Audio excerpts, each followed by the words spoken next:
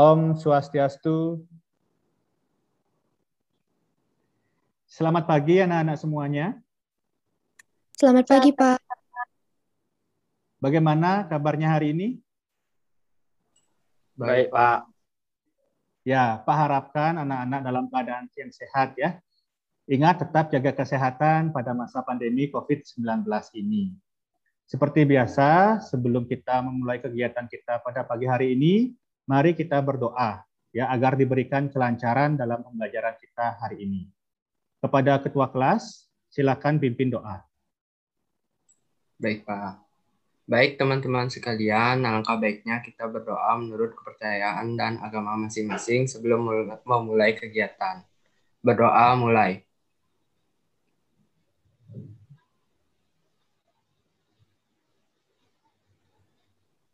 Berdoa selesai.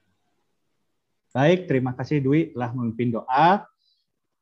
Nah, anak-anak, Pak juga mengucapkan terima kasih banyak karena kalian sudah mengikuti pembelajaran dengan baik, ya, sudah tepat waktu mengikuti pembelajaran. Ini menandakan bahwa anak-anak telah memiliki karakter disiplin dan bertanggung jawab, ya. Pak juga ingin mengingatkan kepada anak-anak dalam kegiatan pembelajaran kita, ya, jangan takut untuk berpendapat, ya, karena keaktifan kalian juga Pak nilai.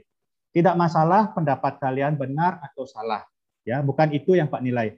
Tetapi bagaimana kalian menyampaikan pendapat, keberanian kalian dalam menyampaikan pendapat. Jika nanti terdapat kekeliruan dalam penyampaian kalian, bisa kita perbaiki bersama-sama. Itulah yang dinamakan dengan belajar, ya anak-anak ya.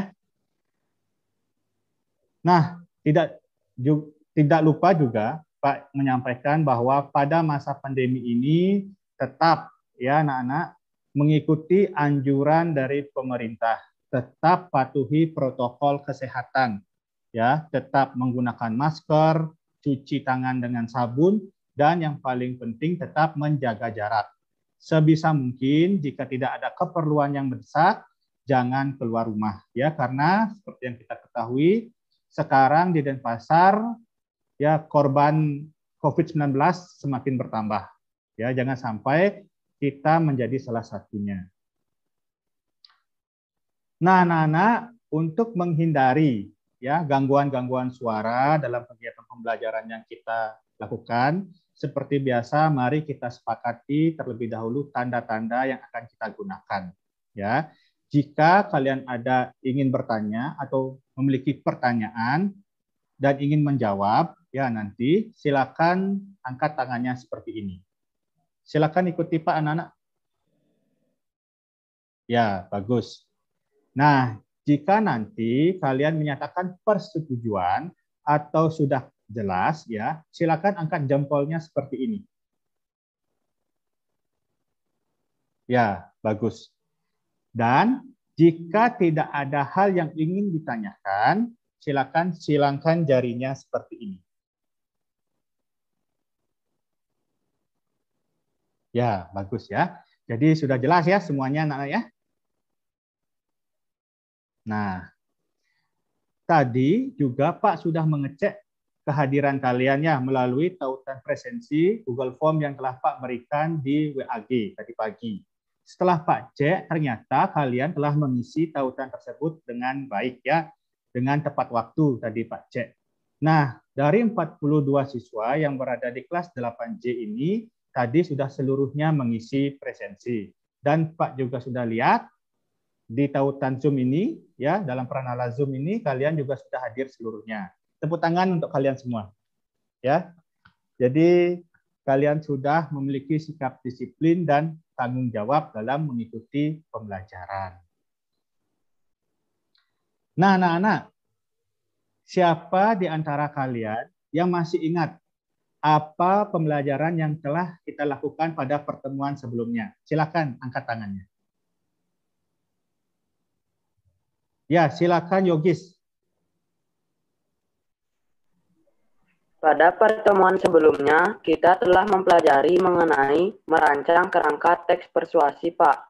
Ya, bagus. Ya, berikan apresiasi anak-anak. Angkat 2 jempol kalian untuk Yogis. Ya, jadi pada pertemuan sebelumnya anak-anak telah mempelajari merancang kerangka teks persuasi. Ya, jadi kalian telah merancang bagaimana sih langkahnya, ya, bagaimana perincian persuasinya dan sebagainya. Nah, hari ini pembelajaran kita lebih menarik lagi. Ya, pembelajaran kita hari ini akan berkaitan dengan keterampilan kalian, ya, dalam mengerjakan sesuatu. Nah, Pak ada video menarik. Silakan anak-anak simak dengan baik ya. Sebentar, Pak akan putarkan videonya.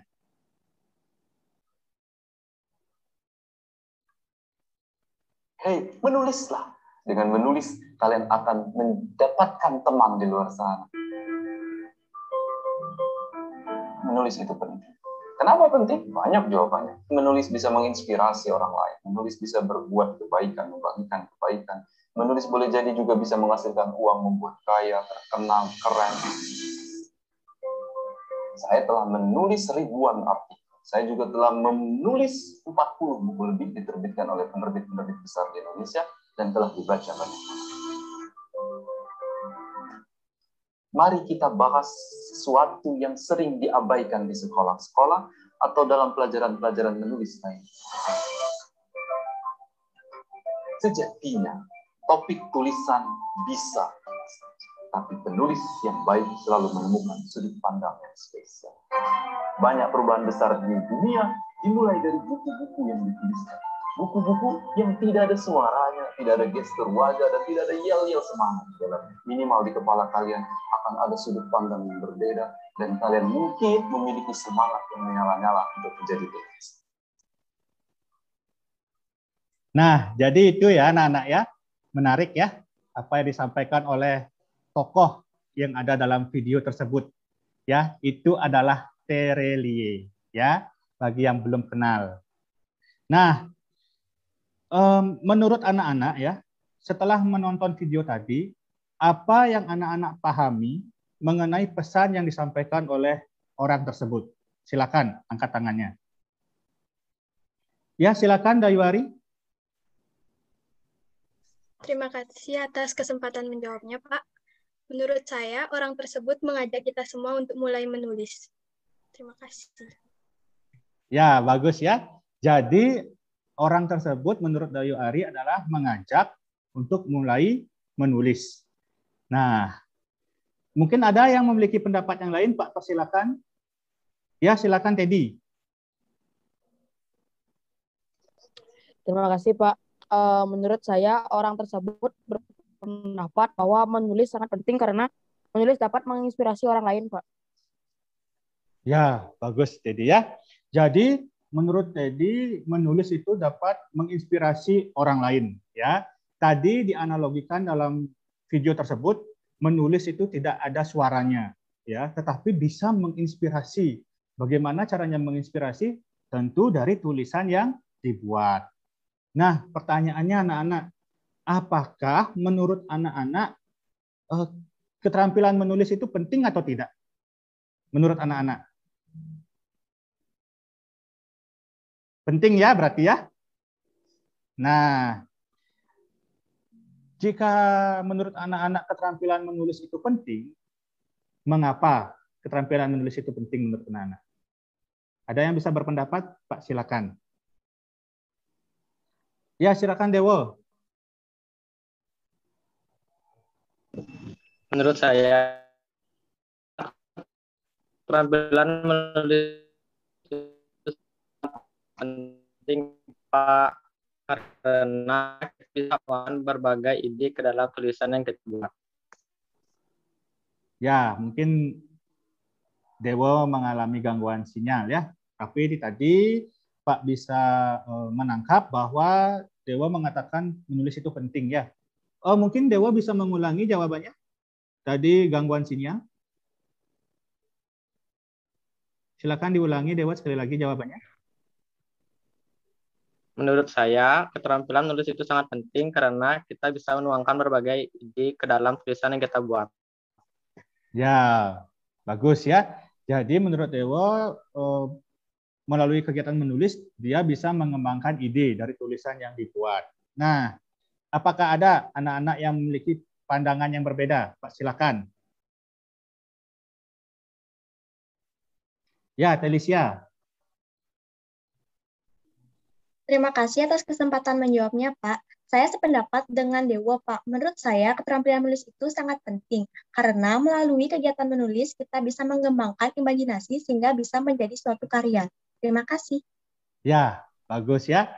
Jadi melalui kegiatan menulis, menurut Felicia bisa dikembangkan, ya, sehingga menghasilkan suatu karya yang disebut dengan karya tulis, ya. Bisa nanti karya sastra atau tulisan-tulisan lain. Bagus ya, Felicia ya. Nah, anak-anak, jadi apabila anak-anak tadi sudah mengatakan keterampilan menulis itu penting, ya, bisa mengembangkan ide, bisa mengembangkan imajinasi sehingga menghasilkan suatu tulisan. Hari ini, ya, hari ini itulah yang akan kita pelajari, anak-anak ya. Hari ini kita belajar mengenai keterampilan menulis. Nah, anak-anak, hari ini kalian akan belajar ya memproduksi teks persuasi. Nah, setelah sebelumnya kalian telah berhasil merancang teks persuasi, jadi pada pembelajaran hari ini kalian akan memproduksi teks persuasi berdasarkan kerangka teks persuasi yang telah kalian rancang sebelumnya. Nah, dengan memerhatikan struktur dan pembahasan teks persuasi tersebut. Nah, Pak harapkan kalian nanti disiplin, teliti, kritis, dan bertanggung jawab ya dalam mengerjakan kegiatan memproduksi teks persuasi, baik dalam kegiatan berdiskusi maupun mengerjakan LKPD. Nah, apa manfaatnya? Jadi, kalian ketika selesai nanti memproduksi sebuah teks, kalian bisa ya memiliki keterampilan dalam hal menulis. Nanti keterampilan itu bisa kalian gunakan untuk membuat tulisan-tulisan yang lain. Nah, kalian bisa menulis nanti di media cetak, ya bisa menulis di artikel online, sehingga kalian memiliki keterampilan yang baik dalam bidang menulis. Selain itu, kalian pun bisa mendapatkan penghasilan dari tulisan-tulisan yang telah kalian buat. Nah, kegiatan pembelajaran kita hari ini, yang pertama yang akan kalian lakukan adalah nanti kalian akan mengamati video dari tayangan YouTube. Nah, setelah itu kalian akan bertanya jawab mengenai video tersebut.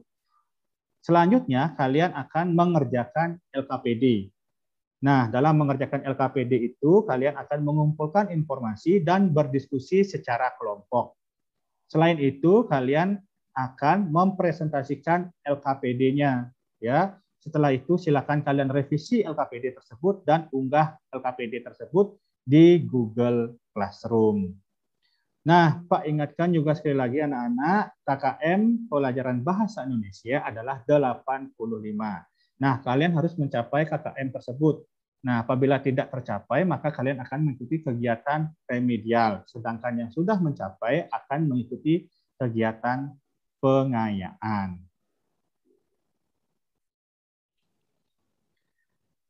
Nah, anak-anak, seperti yang tadi Pak sampaikan, hari ini kita akan ya mengamati video. Nah, video tersebut berkisah tentang pelajar Indonesia versus dunia, di mana posisi kita. Ya, nanti silakan kalian amati video tersebut dengan cermat, siapkan kertas dan alat tulisnya ya untuk mencatat isi dari video tersebut. Ya, silakan kalian tonton videonya dengan cermat. Sekali lagi, catat isi dari video tersebut ya, apa yang disampaikan oleh video tersebut. Nah, nanti kita akan bertanya jawab mengenai isi video tersebut. Ya, silakan Pak berikan waktu untuk menyiapkan alat tulis dan kertas.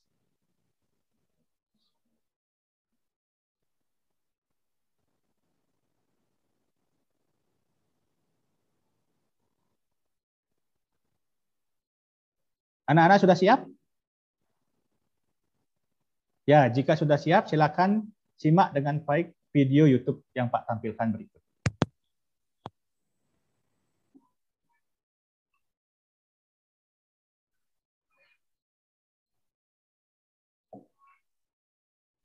Kata orang, pendidikan kita punya 1000 masalah. Dan salah satunya mungkin adalah kita. Ya, kemampuan belajar siswa Indonesia dibilang rendah. Untuk ngetes benar atau enggak, coba aja jawab pertanyaan ini. Kalian punya waktu sampai video ini berakhir untuk menjawabnya. Gimana? Susah? Kalau emang ngerasa kesulitan, bisa jadi survei yang satu ini tuh benar. Ya, survei 3 tahunan buat pelajar SMP ini nunjukin emang kemampuan pelajar Indonesia bisa dibilang bermasalah. Tapi emang gimana hasilnya? Gimana perbandingannya sama negara-negara dunia lainnya dan ada di posisi berapa kita sekarang? Jawabannya kita ada di peringkat ke-7. Tapi dari bawah.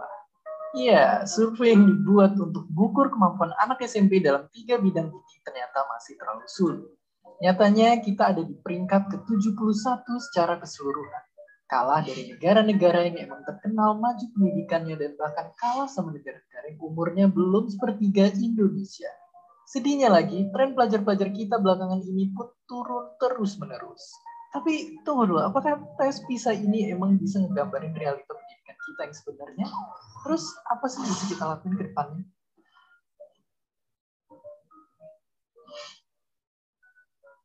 Pastinya tes ini bukanlah hasil akhir yang nentuin kualitas pendidikan. Tapi kalau berkaca dari hasil tadi, bisa jadi itu karena banyak masalah yang menimpa pendidikan kita. Yang salah satunya karena masih adanya kebiasaan yang hafal yang bikin kita nggak ngerti kenapa suatu materi dipelajari. Misalnya, coba kita balik ke teka-teki tadi. Disadarin atau enggak, sekolah ngajarin kita rumusnya dan lupa ngejelasin kalau masalah kayak gini sering banget kita hadapin di kehidupan sehari-hari. Tapi masalahnya, nggak cuma ada di sekolah aja, tapi juga di luar kelas. Misalnya kayak kondisi sosial ekonomi pelajar yang nggak merata yang akhirnya bikin hasil tes mereka jomplang dan tentu aja masalah-masalah lain. Makanya biar pendidikan kita bisa bersaing, kita perlu berkaca dari hasil survei ini dan ngambil kebijakan. Contohnya kayak UN yang baru-baru ini dihilangin, yang perlu kita lakuin buat perbaikin pendidikan Indonesia. Bapak pendiri bangsa kita pernah bilang satu ucapan yang terkenal. Katanya, hanya satu tanah yang bisa disebut tanah airku. Ia berkembang dengan usaha dan usaha itu adalah usahaku. Melihat kondisi sekarang, ucapan itu bisa jadi dorongan buat kita semua yang meski di tengah fakta menjadikan kualitas pendidikan di negara kita, kitalah yang harus ikut berjuang menyelesaikan. Dan seperti biasa, terima kasih. Nah, jadi seperti itu ya anak-anak ya. Di mana posisi kita ya, di mana posisi pendidikan kita. Nah, sekarang siapa yang bisa menyampaikan pendapat? Pak, persilakan. Ya, silakan kepada Prita. Terima kasih Pak atas kesempatannya. Menurut saya isi dari video tersebut yaitu pertama, pendidikan di Indonesia memiliki 1000 masalah karena kemampuan belajar siswa di Indonesia tergolong rendah bila dibandingkan dengan negara-negara lainnya. Diketahui Indonesia berada di peringkat ke-7 dunia, tetapi dari bawah. Terima kasih. Ya, bagus sekali ya, Prita ya. Jadi itu isi dari video tersebut yang Prita tangkap ya. Jadi pendidikan di Indonesia dikatakan banyak memiliki masalah dan peringkat kita berada di peringkat ke-7 ya, dari bawah tetapi. Nah, ini tentu sangat miris ya, tetapi jangan patah semangat karena nasib pendidikan kita berada di tangan kita semua ya, bukan cuma di tangan pemerintah maupun guru, tetapi ada di tangan siswa dan juga orang tua. Jadi seluruh komponen ini harus bersatu agar pendidikan kita bisa naik peringkat ya ke tempat yang lebih baik, bukan nomor 7 dari bawah lagi. Nah, ada yang memiliki pendapat yang berbeda, silakan. Ya, Dwi, silakan.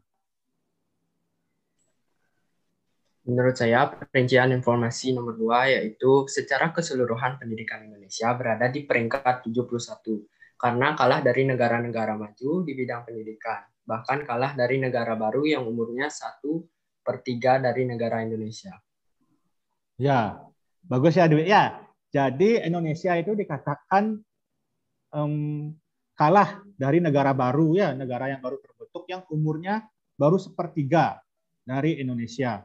Nah, memang juga kita memang akui kita kalah bersaing ya dari negara-negara maju, khususnya di kawasan Asia seperti Cina, Jepang, itu ya.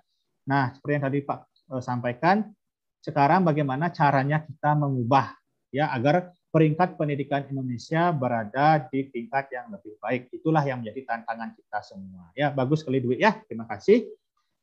Berikutnya, Pak berikan kesempatan. Siapa yang ingin menyampaikan pendapatnya? Ya, silakan Lia.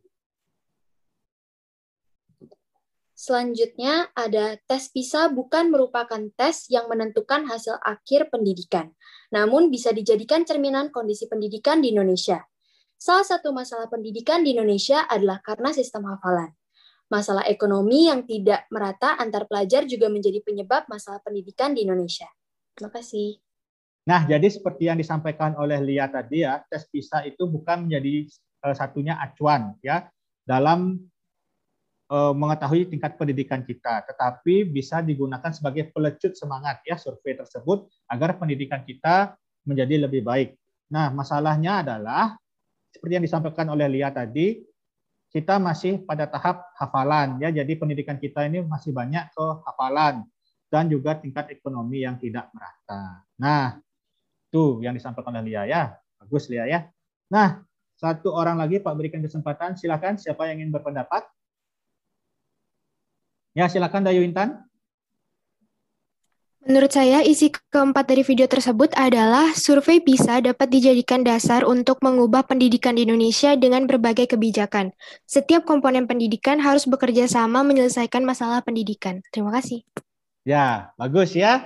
Jadi, PISA itu bisa digunakan sebagai pelecut ya, semangat agar pendidikan Indonesia itu bisa bersaing dengan negara-negara lain. Ya, bukan sebaliknya dijadikan sebagai momok yang menakutkan dan kita menjadi jatuh mental ya karena melihat Indonesia berada pada peringkat 7 terbawah, tetapi harus digunakan sebagai pelecut. Nah, untuk bisa mengubah itu disinilah tantangannya. Segenap komponen, bukan hanya pemerintah, bukan hanya yang fokus pada bidang pendidikan, tetapi semua komponen, siswa, orang tua, ya pemerintah, guru, pemerhati pendidikan itu juga harus konsen ya di sana. Nah, bagus sekali ya. Kita apresiasi dulu teman-teman kalian ya. Ikuti Pak ya, seperti biasa. Bagus. Bagus. Luar biasa. Ya. Sekali lagi. Bagus. Bagus. Luar biasa. Ya, tepuk tangan untuk kalian semua ya. Nah, itu anak-anak ya. Jadi seperti yang kalian sampaikan tadi sudah bagus ya. Jadi dalam teks persuasi dalam video tersebut ya isinya berkaitan tentang pendidikan. Nah, dalam video persuasi tersebut juga sudah runtut dan jelas isinya. Sehingga kan kalian mengerti apa yang disampaikan oleh video tersebut. Ya. Nah, nanti pun begitu ketika kalian menyusun teks persuasi, ya memproduksi atau menulis teks persuasi, kalian harus bisa memadukan ya baik kalimat maupun paragraf sehingga menjadi satu kesatuan yang utuh dan sistematis ya sehingga bisa kalian pahami dengan jelas khususnya yang membaca tulisan kalian. Nah, itu ya anak-anak ya. Nah, jadi anak-anak seperti itu ya. Sekarang Pak persilakan bagi yang ingin bertanya. Mungkin ada hal yang belum dipahami atau ada hal yang kurang jelas. Silakan. Ya, silakan Dilan. Saya ingin bertanya, bagaimana caranya menulis teks persuasi agar isinya runtun dan jelas, Pak? Ya, bagus sekali ya. Terima kasih Dilan. Sudah aktif ya, sudah mau bertanya. Nah, jadi pertanyaan dari Dilan ini bagaimana caranya menulis teks persuasi agar isinya runtut dan jelas. Nah, sebelum Pak menyampaikan jawaban, silakan siapa yang mau membantu Pak untuk menjawab pertanyaan dari Dilan. Ya, silakan Ageng. Baik Pak, terima kasih atas kesempatannya. Menurut saya kita bisa memadukan setiap paragraf agar menjadi sebuah isi teks persuasi yang runtut. Terima kasih, Pak. Ya, sama-sama, Ageng. Nah, jadi menurut Ageng bisa dipadukan ya setiap paragrafnya sehingga teks persuasi itu menjadi runtut. Nah, mungkin ada yang memiliki pendapat berbeda, Pak, silakan. Ya, silakan Yogis. Saya sependapat, Pak. Kita bisa menyesuaikan setiap kalimat dan paragraf agar kalimat-kalimat tersebut menjadi saling terkait, sehingga isi teks persuasi menjadi runtun. Ya, terima kasih ya Yogis ya. Jawabannya bagus sekali. Nah, jadi anak-anak ya, tadi sudah disampaikan oleh Yogis dan oleh Ageng. Jadi, bagaimana caranya menulis teks persuasi agar menjadi runtut dan jelas? Hal pertama yang harus kalian ketahui adalah setiap kita memulai menulis, kita harus menyesuaikan kalimat per kalimat dan paragraf per paragraf. Dengan kata lain, kita harus menyesuaikan kepaduan bentuk paragrafnya dan bentuk maknanya. Ya, seperti yang pernah dulu Pak ajarkan, kepaduan kohesi dan koherensi. Ya, kepaduan unsur kalimat dengan kalimat, paragraf dengan paragraf. Kemudian kepaduan unsur makna. Ya, kalau kedua itu sudah disesuaikan dan sudah dijalankan, maka tulisan kalian akan menjadi runtut dan jelas. Contohnya seperti ini. Jika kalian berbicara mengenai sesuatu atau kita sebut A, begitu misalnya, maka setiap kalimatnya harus berkaitan dengan A, sehingga makna kalimat itu sama begitu. Jangan nanti ketika kita berbicara tentang A, kita tambahkan poin B, poin C yang tidak ada kaitannya dengan A, sehingga kalimatnya menjadi tidak padu, maknanya menjadi tidak jelas.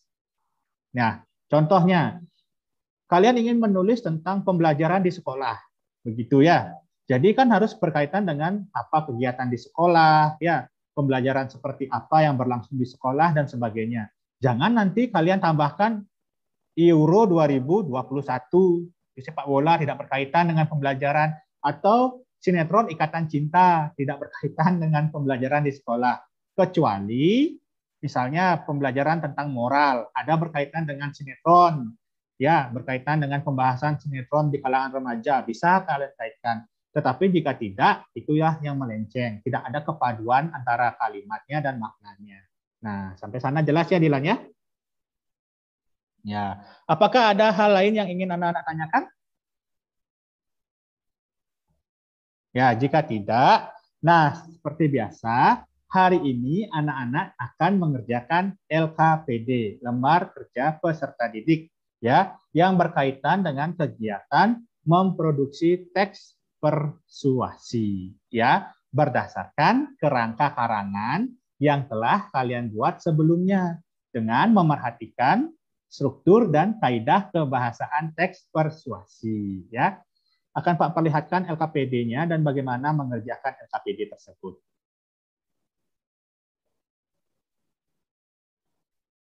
Nah, anak-anak, inilah LKPD lembar kerja peserta didik berkaitan dengan memproduksi teks persuasi, ya. Seperti biasa, silakan kalian isi nama lengkap kalian, nomor presensi kalian, kelas kalian, hari tanggal ya, hari ini, kemudian kegiatannya adalah memproduksi teks persuasi. Nah, nanti kalian setelah mengerjakannya, bisa kalian kumpulkan tugas ini ya ke Google Classroom. Di bagian tugas 3 memproduksi teks persuasi. Nah, bagi anak-anak yang tidak bisa mengirimkan melalui Google Classroom, kalian bisa mengirimnya melalui WhatsApp ya dengan format nomor presensi, kelas dan nama lengkap. Silakan dibaca petunjuknya dengan baik. Nah, anak-anak, inilah kegiatan yang ketiga, memproduksi teks persuasi. Ya, kalian telah menentukan tema pada pertemuan sebelumnya, yaitu pembelajaran daring. Kemudian kalian telah merancang pendapat atau gagasan dan diperkuat dengan fakta-fakta dan rumusan ajakan ke dalam perincian persuasi. Nah, kalian pun juga telah menyesuaikan rancangan teks persuasi dengan memerhatikan ya struktur dan kaidah kebahasaan teks persuasi. Pada pertemuan hari ini, kalian akan memproduksi sebuah teks persuasi sesuai dengan rancangan yang telah dibuat pada pertemuan sebelumnya. Kembangkanlah kerangka karangan teks persuasi tersebut menjadi teks persuasi lengkap dengan memerhatikan struktur dan kaidah kebahasaan teks persuasi. Nah, jadi kalian hari ini mengembangkan kerangka teks persuasi yang telah kalian buat pada pertemuan sebelumnya menjadi sebuah teks persuasi yang utuh. Ya. Yang pertama, struktur teks persuasi pengenalan isu. Silakan disesuaikan dengan paragraf yang telah kalian rancang, misalnya paragraf 1. Perincian persuasinya, silakan kalian buat kalimat perincian persuasi untuk menjadi isi teks persuasi, ya, jadi kembangkan. Selanjutnya pada rangkaian argumen, misalnya ketika merancang kalian gunakan paragraf 2 sampai 3. Silakan diisi kemudian dikembangkan menjadi teks persuasi. Begitupun dengan ajakan dan penegasan kembali. Nah, nanti anak-anak ketika anak-anak mengerjakan LKPD ini, silakan mencari sumber referensi, ya, bisa melalui internet, bahan ajar yang Pak berikan, ataupun dari buku siswa. Silakan kalian kumpulkan sebanyak-banyaknya referensi tersebut, ya, agar bisa memproduksi teks persuasi berdasarkan kerangka yang telah kalian buat.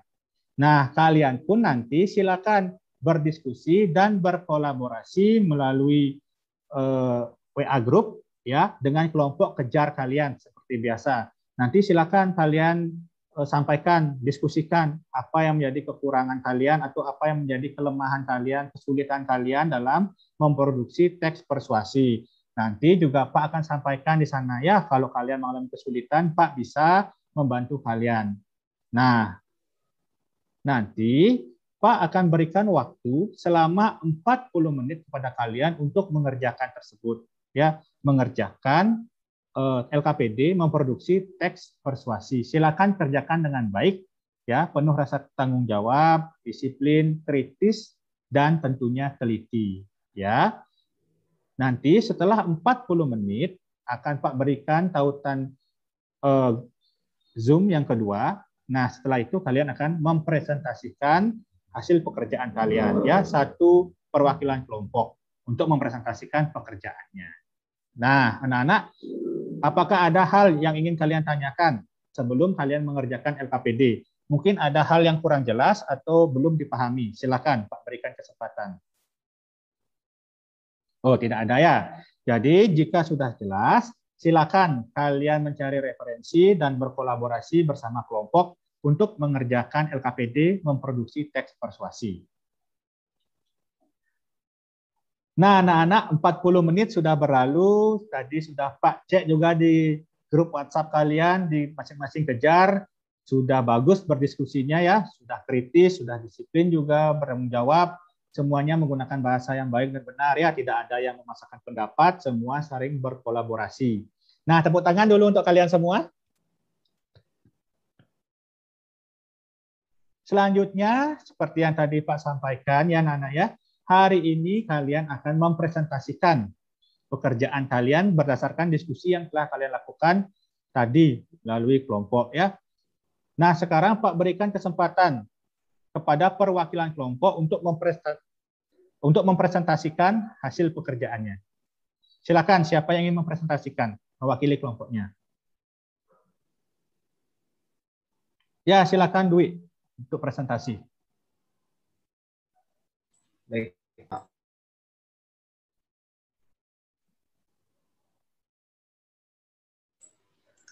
Baik, pada bagian struktur pengenalan isu berada di paragraf pertama. Perincian informasi atau isi teksnya, guru harus memastikan kegiatan belajar mengajar tetap berjalan, meskipun peserta didik berada di rumah. Solusinya, guru dituntut mendesain media pembelajaran sebagai inovasi dengan memanfaatkan media daring. Ini sesuai dengan Menteri Pendidikan dan Kebudayaan Republik Indonesia terkait Surat Edaran Nomor 4 Tahun 2020 tentang pelaksanaan kebijakan pendidikan dalam masa darurat penyebaran COVID-19. Pada struktur rangkaian argumen berada di paragraf 2-3. Isi teksnya yaitu kondisi pandemi COVID-19 ini mengakibatkan perubahan yang luar biasa, termasuk pada bidang pendidikan. Seolah seluruh jenjang pendidikan harus beradaptasi secara tiba-tiba untuk melakukan pembelajaran secara daring dari rumah. Sistem pembelajaran dilaksanakan melalui gawai atau laptop yang terhubung dengan koneksi jaringan internet. Guru dapat melakukan pembelajaran bersama di waktu yang sama menggunakan grup di media sosial seperti WhatsApp, Telegram, Instagram, aplikasi Zoom, maupun media lainnya sebagai media pembelajaran. Ini tentu bukanlah hal yang mudah karena belum sepenuhnya siap. Masalah dunia pendidikan yaitu belum seragamnya proses pembelajaran, baik standar maupun kualitas capaian pembelajaran yang diinginkan. Hal ini tentu dirasa berat oleh guru dan peserta didik, terutama bagi guru, karena dituntut kreatif dalam penyampaian materi melalui media pembelajaran daring. Ini perlu disesuaikan juga dengan jenjang pendidikan dalam kebutuhannya. Dampak akan menimbulkan tekanan fisik maupun psikis atau mental. Pada struktur pernyataan ajakan, berada di paragraf 4-5. Isi teksnya yaitu pola pikir yang positif dapat membantu penerapan media pembelajaran daring sehingga menghasilkan capaian pembelajaran yang tetap berkualitas. Belajar dari rumah dengan menggunakan media daring mengharapkan orang tua sebagai pendamping anak dalam belajar. Masa pandemi COVID-19 ini bisa dikatakan sebagai sebuah peluang dalam dunia pendidikan, baik pemanfaatan teknologi seiring dengan industri 4.0 maupun orang tua sebagai mentor. Harapannya, pasca pandemi COVID-19, kita menjadi terbiasa dengan sistem saat ini sebagai budaya pembelajaran dalam pendidikan. Selanjutnya, struktur penegasan kembali. Berada di paragraf 6, isi teksnya yaitu tantangan terberat pendidikan masa pandemi COVID-19 adalah adaptasi yang dilakukan oleh seluruh komponen pendidikan, baik pemerintah, guru, peserta didik, maupun orang tua. Tanpa adanya keinginan untuk bisa beradaptasi, maka akan sulit menemukan titik temu pendidikan yang baik di masa pandemi. Terima kasih, Pak. Ya, bagus sekali ya. Dwi selaku perwakilan dari kelompok 4. Silakan stop share-nya dulu. Ya, bagus ya. Jadi Dwi sudah menyampaikan dengan rinci ya. Berikan apresiasi anak-anak ya. Tepuk tangan untuk Dwi ya. Ya. Berikan jempol juga untuk Dwi. Ya, bagus ya. Jadi Dwi sudah mewakili kelompok 4 untuk mempresentasikan ya laporan atau tulisannya mengenai pendidikan di masa pandemi atau pendidikan daring ya.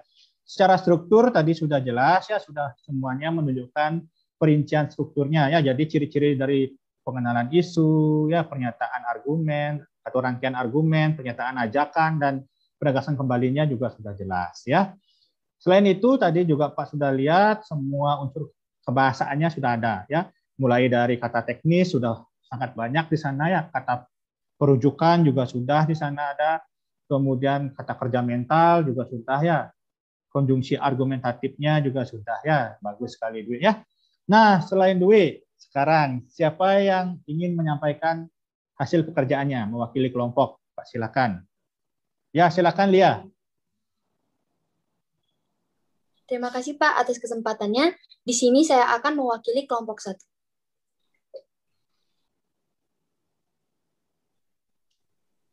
Struktur yang pertama adalah pengenalan isu yang saya letakkan pada paragraf pertama dengan perincian persuasi. Pandemi COVID-19 tentunya berdampak besar bagi beberapa sektor, tak terkecuali sektor pendidikan. Merebaknya kasus COVID-19 membuat Kementerian Pendidikan dan Kebudayaan mengeluarkan Surat Edaran Mendikbud nomor 4 tahun 2020 yang berisi arahan mengenai belajar dari rumah melalui pembelajaran jarak jauh. Kebijakan tersebut menuai berbagai pro dan kontra dari masyarakat. Selanjutnya adalah struktur rangkaian argumen yang saya letakkan pada paragraf 2 hingga 5 dengan perincian persuasi. Sebagian masyarakat mendukung berlangsungnya pembelajaran daring yang memang menjadi keputusan terbaik untuk dijalankan selama pandemi COVID-19 masih melanda di seluruh dunia. Namun, sebagian masyarakat berpendapat bahwa pembelajaran daring kurang efektif untuk dilakukan karena banyaknya kendala yang kemungkinan besar akan dihadapi oleh para siswa selama pembelajaran daring berlangsung. Kendala-kendala tersebut tentu saja dianggap memberatkan masyarakat, khususnya para siswa yang akan menjalankan kebijakan tersebut. Orang tua pun harus sebisa mungkin mendampingi anaknya selama menjalankan metode pembelajaran daring. Di samping itu, kuota menjadi kendala utama dalam pelaksanaan pembelajaran jarak jauh. Hal ini karena tidak semua masyarakat memiliki biaya untuk membeli kuota guna menunjang kegiatan pembelajaran daring. Ketika kebijakan ini diterapkan, tentu akan ada banyak kuota internet yang harus digunakan untuk mengikuti pembelajaran daring, seperti untuk melakukan Zoom meeting, menggunakan Google Classroom, WhatsApp, dan lain sebagainya. Faktor ekonomi menjadi kendala berikutnya yang dialami masyarakat. Sebab, sebagian besar orang tua yang bekerja sebagai karyawan di PHK akibat adanya pandemi COVID-19. Selain kendala kuota dan faktor ekonomi, ketersediaan gawai dan teknologi untuk mendukung pembelajaran daring juga menjadi salah satu kendala di kalangan masyarakat. Tidak seluruh siswa memiliki gawai pribadi yang memang menjadi perangkat utama dalam pelaksanaan pembelajaran daring. Tidak hanya dari sisi siswa, beberapa guru juga mengalami kendala dalam penggunaan perangkat TIK atau teknologi informasi dan komunikasi. Berdasarkan hasil survei yang dilakukan Kemendikbud, sebanyak 60% guru mengalami permasalahan dalam pembelajaran yang melibatkan TIK. Sebagian siswa juga berpendapat bahwa tidak semua materi yang disampaikan oleh pendidik selama pembelajaran daring berlangsung dapat dipahami dengan baik. Dipersingkatnya waktu belajar mengajar dalam pelaksanaan pembelajaran daring yang jauh berbeda dengan pembelajaran tatap muka, membuat sebagian siswa cukup sulit memahami materi yang disampaikan. Ditambah dengan tugas-tugas yang diberikan dan jangka waktu pengumpulan tugas yang relatif singkat, membuat dilaksanakannya pembelajaran daring dinilai cukup memberatkan siswa. Selanjutnya adalah struktur pernyataan ajakan yang saya letakkan pada paragraf 6 hingga 7 dengan perincian persuasi. Jika berkaca pada masa pandemi COVID-19, tidak ada metode pembelajaran yang terbaik dan tidak ada pula metode yang terburuk. Begitulah kiranya yang mendasari guru untuk dapat benar-benar menyesuaikan pembelajaran dalam masa pandemi ini. Pedoman utamanya adalah bagaimana siswa dapat memperoleh pengalaman belajar yang mendekati sama dengan kondisi normal. Guru juga harus diberi kelonggaran dalam memberi umpan balik terhadap tugas yang diberikan kepada siswa. Kebijakan Kemendikbud juga menekankan bahwa pemberian umpan balik oleh guru lebih bersifat kualitatif dan berguna tanpa diharuskan memberi skor atau kuantitatif sehingga siswa tidak terbebani dengan umpan balik yang diberikan guru. Dalam jangka pendek ini, guru lebih banyak berperan secara langsung mengadaptasi proses pembelajaran dalam masa pandemi COVID-19. Tidak tinggal diam, pemerintah pun berupaya dalam menanggulangi beberapa kendala yang timbul akibat diberlakukannya pembelajaran daring. Salah satunya adalah menanggulangi kendala kuota internet. Tentunya dengan perhatian dari pemerintah dengan memberikan kuota secara gratis kepada komponen pendidikan, pembelajaran daring akan dapat dilaksanakan lebih maksimal pada masa pandemi COVID-19. Terakhir, ada struktur penegasan kembali yang saya letakkan pada paragraf 8 dengan perincian persuasi. Tentu ada perbedaan pandangan dan respon masyarakat dengan diberlakukannya pembelajaran daring. Ada beberapa daerah yang memang dianggap efektif untuk melaksanakan pembelajaran daring maupun sebaliknya. Namun, tentunya masyarakat berharap bahwa akan ada solusi dari setiap kendala yang dialami siswa dan guru selama pelaksanaan pembelajaran daring. Sejauh ini, pembelajaran daring merupakan kebijakan terbaik yang harus diterapkan dalam kegiatan belajar mengajar di masa pandemi COVID-19. Oleh karena itu, diharapkan adanya kerjasama antar civitas pendidikan agar dapat menyukseskan kebijakan pembelajaran daring. Sekian dari saya, terima kasih. Nah, anak-anak, bagus sekali ya apa yang sudah disampaikan oleh Lia selaku perwakilan kelompok 1. Berikan tepuk tangannya sebagai apresiasi kepada Lia. Nah, jempol kalian juga. Ya, bagus, apresiasi kerja keras Lia ya, selaku perwakilan kelompok 1. Jadi apa yang Lia kerjakan sudah bagus ya. Sudah lengkap semuanya yang tadi disampaikan juga oleh Dwi, lengkap strukturnya ya, ciri dari strukturnya itu sudah jelas ya, sudah tepat. Kemudian dari segi unsur pembahasannya juga sudah semuanya ada. Tadi ada kalimat perujukannya, sudah beberapa kalimat sudah Pak lihat di sana. Kemudian ada kata teknis, tidak usah lagi diragukan, sudah banyak. Kemudian ada opininya, tadi Dwi juga sudah ada opini, ada faktanya di sana ya. Dan kata kerja mental dan kata perujukan. Jadi ketujuh kaidah kebahasaan dari teks persuasi sudah ada, baik di tugas yang Lia buat maupun di tugas yang dibuat. Itu sangat bagus ya. Nah, untuk yang kelompok lain, apabila masih ada kekurangan ya atau masih ada kekeliruan ya dalam menulis isi teks persuasi itu, mungkin ciri-cirinya kurang tepat atau mungkin ada yang ingin ditambahkan, Pak berikan waktu kepada kalian untuk merevisi pekerjaan kalian ya. Silakan kalian revisi, kemudian kalian unggah kembali di Google Classroom. Nah, batas waktunya hari ini pukul 12 siang ya. Sudah jelas ya, anak-anak? Nah, baik. Apakah ada hal-hal yang ingin ditanyakan terlebih dahulu sebelum kita lanjut ke pelajaran berikutnya? Ada? Ya, jika tidak ada, siapa yang bisa membantu Pak untuk menyimpulkan apa yang telah kita pelajari hari ini? Silakan. Ya, Felicia, silakan. Terima kasih atas kesempatan menjawabnya, Pak. Dalam kegiatan presentasi yang dilakukan oleh Dwi dan Lia, sudah sangat bagus dalam mewakili kelompoknya untuk mempresentasikan teks persuasi yang telah dibuat. Teks persuasi yang dibuat sudah menunjukkan ciri struktur dan kaidah kebahasaan teks persuasi. Dari segi pemaparannya pun sudah runtut, jelas, dan bagus sekali. Terima kasih, Pak. Ya, bagus sekali ya. Jadi simpulan yang disampaikan oleh Felicia ya. Jadi Felicia sudah memerhatikan dengan baik ya pembelajaran kita hari ini. Nah, seperti yang dikatakan oleh Felicia ya, jadi kalian tadi perwakilan dari kelompok 1 dan kelompok 4 ya, Lia dan Dwi sudah bagus sekali dalam menyampaikan presentasinya, sudah jelas, sudah runtut seperti tadi yang dikatakan oleh Felicia ya. Begitupun dengan LKPD memproduksi teks persuasi yang telah dikerjakan juga sudah bagus ya. Nanti sekali lagi siapa tahu kalian ada yang ingin merevisi, silakan direvisi ya. Mungkin dari segi bahasanya, tata bahasanya ada yang salah. Nah, anak-anak, sekarang siapa yang bisa membantu Pak untuk merangkum kegiatan pembelajaran yang telah kita lakukan pada hari ini? Silakan. Ya, silakan kepada Rusdi untuk merangkum kegiatan pembelajaran kita pada pagi hari ini. Terima kasih atas kesempatannya, Pak. Jadi hari ini kita telah mempelajari mengenai memproduksi teks persuasi sesuai dengan struktur dan kaidah kebahasaan teks persuasi.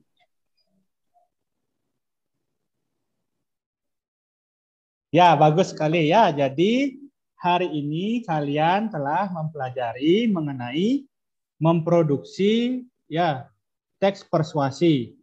Dilihat dari segi struktur dan kaidah kebahasaannya.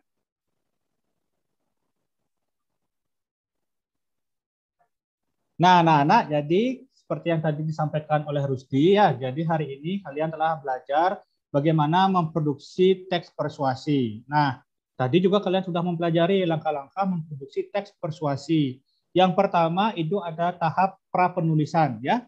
Jadi di sana kalian sudah menentukan tema atau topiknya juga sudah ya. Tujuan dari penulisan kalian tentu kan tadi tujuannya adalah pembelajaran daring seperti itu. Kalian juga sudah mengumpulkan informasi, ya juga menyusun kerangka teks persuasinya. Nah, kemudian pada tahap penulisannya, kalian sudah mengembangkan kerangka dan ide dari teks persuasi tersebut, ya dari perincian persuasi tersebut. Nah, juga sudah belajar bagaimana tata cara penulisan teks persuasi. Begitupun pada tahap pasca penulisan. Tadi kalian sudah ya merevisi tulisan kalian. Nah, hasil revisian itu sudah kalian unggah juga di Google Classroom.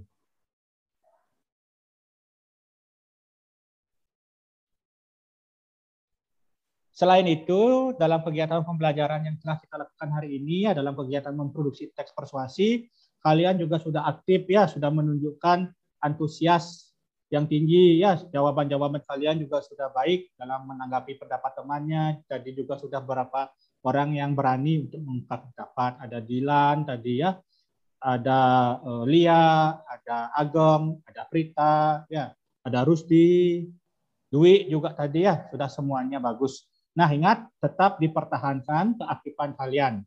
Ya, sekali lagi keaktifan kalian juga Pak nilai sebagai poin tambahan.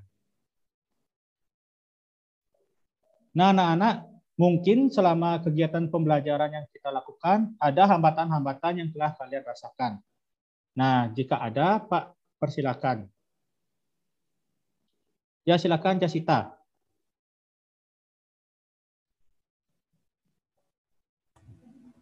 Terima kasih atas kesempatan menjawabnya, Pak. Saya masih mengalami bagaimana menemukan ide dalam penulisan, terutama pada kegiatan menulis teks persuasi. Mohon solusinya, Pak. Terima kasih. Ya, terima kasih, Jasita. Jadi, bagaimana cara menemukan ide ya dalam penulisan, khususnya pada penulisan teks persuasi. Nah, jika secara khusus ya dalam teks persuasi, kita harus tahu teks persuasi itu kan dasarnya adalah memengaruhi orang.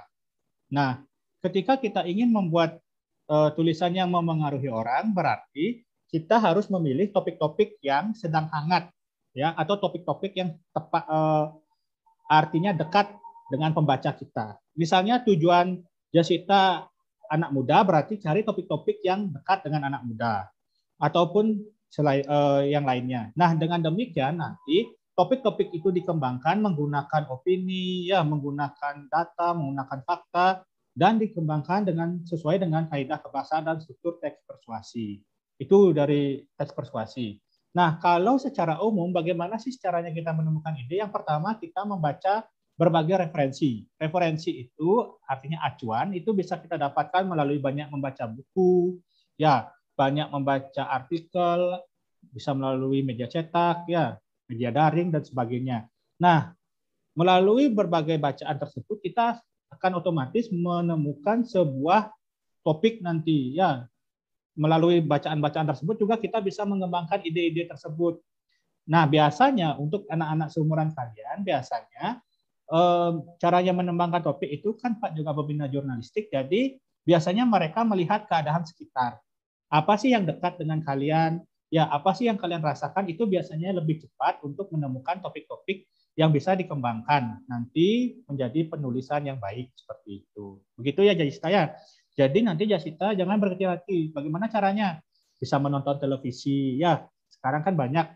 Jadi tidak hanya berita ya anak-anaknya. Jangan salah, topik itu hanya bisa ditemukan saat membaca berita, menulis teks persuasi. Tidak. Apa sih yang sedang tren atau hits di kalangan anak muda itu bisa juga. Ya, kalian bergaul dengan satu sama lain juga bisa. Seperti itu Jasita ya. Jadi banyak hal nanti. Nah, yang lain ada lagi yang ingin disampaikan? Ya, sudah jelas ya.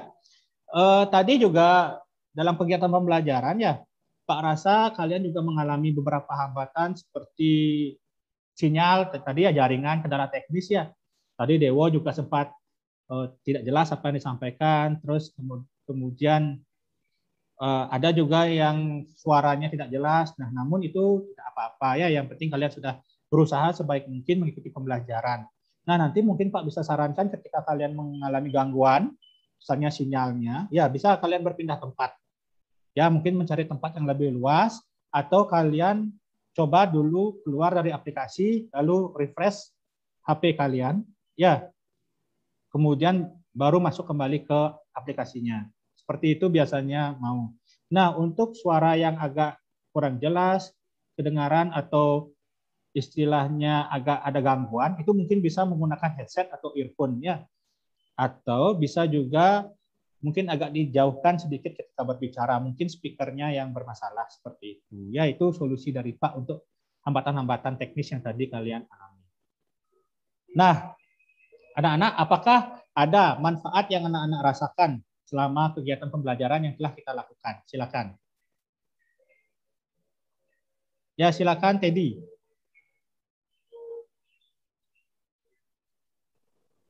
Manfaat yang saya rasakan adalah saya mengetahui bagaimana langkah-langkah menulis teks persuasi dikaitkan dengan struktur dan kaidah kebahasaannya, Pak. Ya, jadi Teddy merasa dia bisa mengetahui langkah-langkah menulis teks persuasi. Ya, jadi itu manfaat yang dirasakan oleh Teddy. Nah, mungkin selain Teddy ada lagi satu yang bisa menyampaikan apa sih manfaat yang telah kalian dapatkan dalam kegiatan pembelajaran ini. Ya, silakan Prita. Baik, kalau saya merasa antusias dengan pembelajaran memproduksi ini karena saya merasa tertantang agar dapat menulis dengan baik berdasarkan ide yang saya kembangkan. Terima kasih. Ya, jadi Prita merasa tertantang ya, senang dengan kegiatan menulis ini karena dia bisa artinya berinovasi, mengembangkan ide-idenya. Nah, mungkin itu yang juga kalian rasakannya, ya. Apakah ada hal-hal lain yang ingin disampaikan dulu atau ingin ditanyakan, Pak? Silakan. Tidak ya? Nah, anak-anak, jadi pada pertemuan berikutnya, ya, kita akan memasuki bab yang baru, ya, bab bermain peran.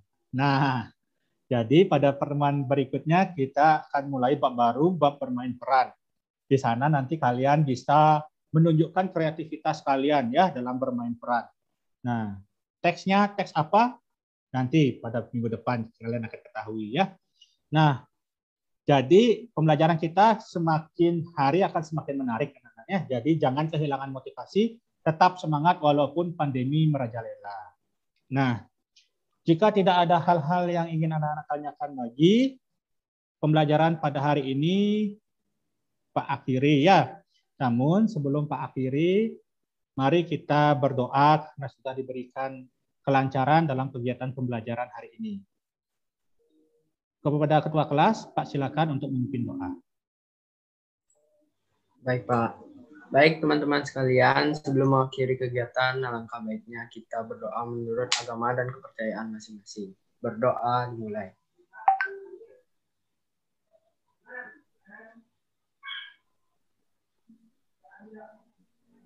Berdoa selesai. Baik, terima kasih Dwi selaku Ketua Kelas sudah memimpin doa. Nah, anak-anak sekali lagi Pak ingatkan tetap jaga kesehatan ya anak-anak ya. Jangan keluar rumah jika tidak ada kepentingan yang mendesak. Kalaupun harus keluar rumah, ingat selalu gunakan masker dan cuci tangan pakai sabun. Ya, hari ini pembelajaran Pak akhiri, sampai bertemu pada kegiatan berikutnya. Pak akhiri dengan para mesanti. Om, Santi, Santi, Santi, Om. Sampai jumpa.